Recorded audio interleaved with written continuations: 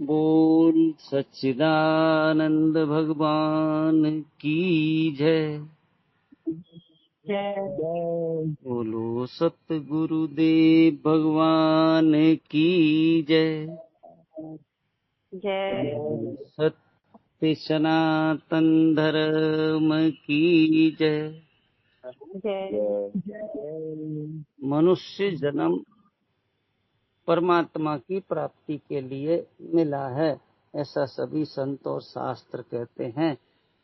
पर क्या परमात्मा को पाए हमारे जीवन में कोई चिंता भय दुख नहीं है? संत सद्गुरु जन कहते हैं, यदि आपके जीवन में चिंता है, भय है, दुख है, अशांति है, तनाव है, तो आपको सत्संग की आवश्यकता है और सत्संग से ही परमात्मा का पता लगेगा, तभी शांति ज्ञान आनंद मिलेंगे। यद्यपि हम आप सब इतने संसारी हो गए हैं कि सत्संग की बातें समझ में ही नहीं आती। लगता है ये तो सब व्यर्थ की बातें हैं, मैं तो इस काम में लगा हूं, इस काम को पा जाऊंगा तो निश्चित सफलता मिल जाएगी, निश्चित संतोष मिल जाएगा। पर जब विवेक पूर्वक हम अपने पिछले जीवन काल को देखेंगे तो पता लगेगा ऐसा तो हमने कई बार सोचा। नौकरी नहीं मिलती थी तब लगता था हे भगवान नौकरी मिल जाए अथवा व्यवसाय चल जाए। शादी नहीं होती थी तब लगता था ये जीवन तो बिना शादी के व्यर्थ गया, काश शादी हो जाए। फिर संपत्ति, धन, मान, परिवार सब मिल गया, पर अब तक पता लगा कि बात बनी नहीं। उसका एकमात्र कारण क्या है? हम मनमुखी साधना कर रहे हैं। कर तो रहे भगवान का भजन पूजन, पर मनमुखी। मन कहता है आज इन भगवान का भजन कर लो, और उनसे मेरी मनोकामना पूरी नहीं हुई तो मैं भगवान बदलता जाऊंगा। अर्थात मेरे मन में वो भगवान के प्रति श्रद्धा नहीं है जो मेरी मनोकामना पूरी कर दें, उन्हीं के प्रति लगा हुआ हूं।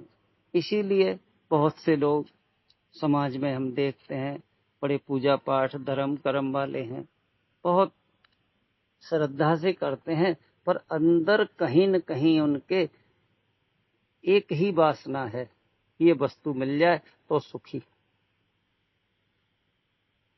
सत्संग से क्या होता है? सत्संग से पता लगेगा हमें कि भगवान को पाना है। भगवान को पाए बिना बात नहीं बनेगी।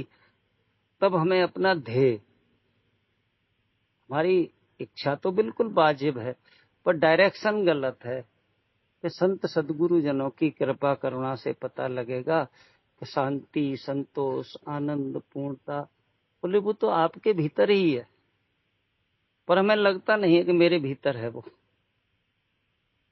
तो इसी के लिए संत जनों का होना, उनका सत्संग, जैसे जैसे हमारे जीवन में सूझी पड़ेगी ना, तब पता लगेगा कि वह परमपिता परमात्मा तो मुझे अपने में ही मिलेंगे।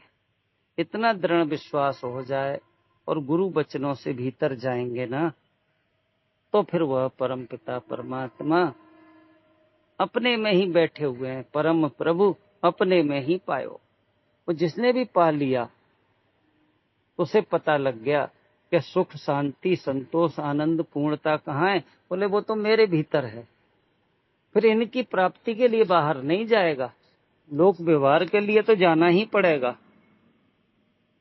भाई हमें भोजन चाहिए, वस्त्र चाहिए, इसके लिए काम धंधा भी करना है, नौकरी भी करनी है और सब प्रयास करने हैं, बच्चे बच्चियों की शादी करनी, ये सब करने हैं, कर्तव्य कर्म तो करने हैं। पर जिस पाने के लिए हम संसार में भटक रहे हैं ना, वो भटकन समाप्त हो जाएगी। एक बार एक छोटी सी कहानी पढ़ी मैंने। भगवान ने नई नई दुनिया बनाई थी, सब लोगों की पहुंच थी भगवान से मिलना मिलाना। तो कभी तो भगवान के पास कोई पहुंच जाए, भगवान आज जो मैंने घड़े बनाए हैं, आज थोड़ा पानी मत बरसा देना, घड़े फूट जाएंगे। इतने में कोई गया कि प्रभु जी आज मैंने वो अमुक अमुक सब्जी लगा दी है, आज थोड़ा पानी बरसा दो। कभी कोई कुछ फरमाइश, कभी कोई कुछ, तो भगवान दुखी हो गए। भगवान ने बताते हैं देवता लोगों की एक मीटिंग बुलाई, उसमें कहा कि इस मनुष्य को बना के मैं परेशान हूं और लोग मेरे से कोई शिकायत नहीं करते हैं। तो किसी देवता ने बताया ऐसा करो, आप हिमालय पे चले जाओ। भगवान ने ध्यान लगा के कहा नहीं, वहां भी नहीं रहने देंगे। उसके बाद किसी ने कहा आप चंद्रमा पे चले जाओ। भगवान ने ध्यान लगा कि वहां भी नहीं, वहां भी लोगों की लाइन लग जाएगी। तो एक बूढ़े से देवता थे, उन्होंने कान में कही कि आप ऐसा करो, व्यक्ति के अंदर बैठ जाओ और व्यक्ति संसार भर में ढूंढेगा, अपने भीतर नहीं ढूंढेगा। तो भगवान को यह बात पसंद आ गई। उस दिन से भगवान चैन में है और आदमी बेचैन है। और कब तक बेचैनी रहेगी? जब तक कि हम अंतर्मुख होकर के उस सच्चिदानंद परमपिता परमात्मा को प्राप्त नहीं करेंगे। पर कोई बिरले ही हैं जो संत सद्गुरु जनों के चरण शरण में जाकर के इस सत्य को सुनेंगे, समझेंगे। जब तक इस सत्य को सुनेंगे समझेंगे नहीं ना, तब तक बात नहीं बनेगी। और तो और हमारे अहंकार से बात नहीं बनेगी। अहंकार कहता है नहीं, ये तो मैं बाहर पालूंगा, मैं धन पालूंगा, प्रतिष्ठा पालूंगा, सुखी हो जाऊंगा, आदि आदि। पर कोई बिरला ही है जो श्रद्धा समर्पण से गुरुजनों के चरणों में रुकेगा। जो भी रुक गए गुरु चरणों में, फिर गुरु उनको वह सच्चिदानंद परमपिता परमात्मा से मिलाप कराएंगे। पर उससे पहले हमारा जो देहात्म भाव है, अंतःकरणात्मक भाव हो गया है ना, वो छुड़ाएंगे। अभी मैं देह और अहंकार को लेकर के, अशुद्ध चित्त को लेकर के भगवान से मिलना चाहता हूं, तो भगवान नहीं मिलेंगे। तभी तो कह दिया मन क्रम वचन छाण चतुराई, भजत कृपा करे हैं रघुराई। मन क्रम वचन से चतुराई छोड़ दें। और हम चतुर बहुत हैं। हम देखते हैं कैसे को नीचा, इस व्यक्ति को नीचा दिखावे, इसके धंधे में हम घुस जाएं और इसका धंधा अपना लें, आदि आदि। ये चतुरता है। जब कभी भी कोई गुरुजनों की कृपा करुणा से चतुराई छोड़ देता है ना, धीरे धीरे उसके अंदर सहजता, सरलता आ जाती है। और जो भी व्यक्ति सहज सरल हुआ है और जिज्ञासु है और गुरुजनों की शरण मिल गई है, गुरु का अर्थ ये नहीं है कि सब गुरु, यद्यप गुरुओं का बाजार लगा है भारत में, तो जो देखो सब गुरु। हमारे कुछ ऐसे साथी भी थे, वो कहते थे लोग मेरे को गुरु जी कहते हैं। अर्थात ये गुरु सुनना अच्छा लगता है, कोई मेरे को गुरु मान ले, ऐसे गुरु नहीं। गुरु वह है जो करुणा से देखें कि ये जीव कैसे कैसे भटक रहा है, कैसे कैसे दुख पा रहा है, ये मनुष्य शरीर पा गया है, अब इसको भगवान की प्राप्ति हो जाए। ऐसे करुणा से जब गुरु मिलेंगे ना, आहा, तुलसीदास हरे गुरु करुणा बिना, हरि और गुरु की करुणा के बिना विमल विवेक न होई, और यह संसार घोर निधि पार न पावे कोई। ऐसा कभी कोई गुरु की करुणा मिल जाए और हम गुरु के चरणों में श्रद्धा का अतिरेक हो जाए, तो गुरु हमें हमारे देह और अंतःकरण से पार करा करके हमारे जीव भाव में ले जाएंगे। और जीव जिस क्षण भी अपने पूर्ण जीवत्व को प्राप्त होगा, तो गुरु वचनों से जीवो ब्रह्म है ना पर, जीव ब्रह्म से अलग नहीं है। तत्त्वमसि गुरु ने बताया, तत्व वह परमपिता परमात्मा सर्वत्र है, सदा है, वो तू है। यानी एक अहंकार का झीना सा पर्दा था, वो गुरु वचनों से हट गया और यह झीना सा पर्दा हटते ही पता लग गया कि भीतर बाहर एक रस, जो चेतन भरपूर, विभु नव सम सो ब्रह्म है, नहीं नियरे नहीं दूर। फिर वो परमात्मा सब में है। गीता जी में तो कह दिया, जो ज्ञानी जन होते हैं ना, वो हाथी में, चांडाल में, ब्राह्मण में, शूद्र में, वैश्या में उस एक के ही दर्शन करते हैं। ऐसी दृष्टि हमें मिल गई। अब हम समदर्शी हो गए, सब जगह सब में देखें। समम सर्वेषु भूतेषु तिष्ठन्तम परमेश्वरम। परमेश्वर क्या? समम, सर्वभूते सम है और सब भूतों में बैठा हुआ है। विनश्यस्य अविनश्यंतम, जो विनाशी में अविनाशी को देख लेता है ना, वह सही देखता है। ऐसा व्यक्ति सब में भगवान को देखेगा। समदर्शी हो गया तो समवर्ती नहीं हो सकता है कि सब में भगवान है तो सबको एक से ही बात बनेगी, ऐसा भी नहीं होगा। बताते हैं ना, एक गुरुजी ने शिष्य को ज्ञान दिया, शिष्य को ज्ञान हो गया कि भगवान सब में है, वो समदर्शी हो गया।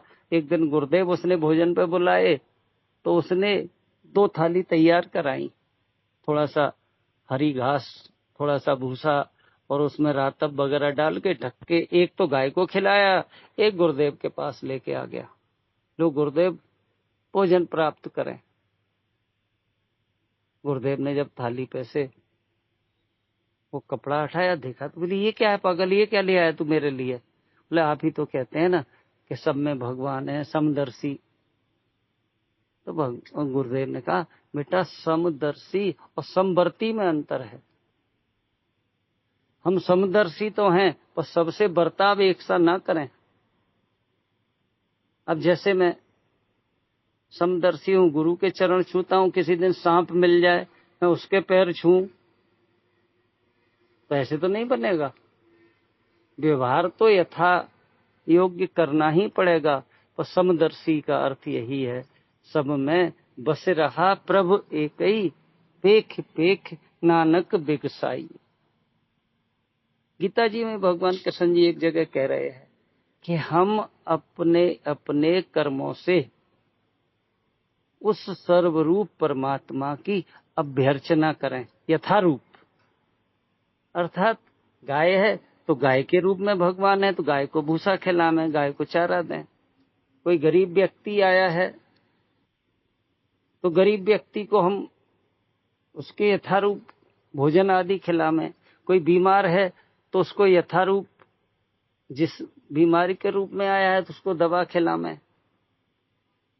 बस इसी तरह से हम भगवान के दर्शन तो सब में करें, पर समवर्ती नहीं, बर्ताव यथारूप करेंगे तो धीरे धीरे हमारा प्रत्येक कर्म, यदि हमारा भाव शुद्ध है तो वह पूजा हो जाएगा। अंग्रेजी में एक बड़ा प्यारा सा शब्द है, वर्क इज वर्शिप। कर्म ही पूजा है, पर कौन सा कर्म पूजा है? जो भगवत प्रीतार्थ किया जाता है, जो चित्त की शुद्धि के लिए किया जाता है, ऐसा कर्म पूजा है। ऐसा नहीं है मैं चोरी भी कर रहा हूं, छीना झपटी भी कर रहा हूं, डकैती भी कर रहा हूं और मैं कहूं जी मेरा तो कर्म ही पूजा है। नहीं, वो कर्म तो हमें पाप पुण्य में ले जाएगा। निष्काम शुभ कर्म होगा, तब हम आप लोग सब में भगवान का भाव करके यथारूप भगवान की सेवा करेंगे तो हमारा कर्म भी पूजा है और भगवान के दर्शन भी होते रहेंगे कि मेरे सच्चिदानंद सब में है। यदि ऐसा भाव बन जाए तो हम जीते जी मुक्ति का भी अनुभव करेंगे और भगवान की सेवा का भी लाभ लेंगे। इतना ही कह के वाणी को विराम। बोल सच्चिदानंद भगवान की जय। सतगुरुदेव भगवान की जय। जय। सत्य सनातन धर्म की जय। जय।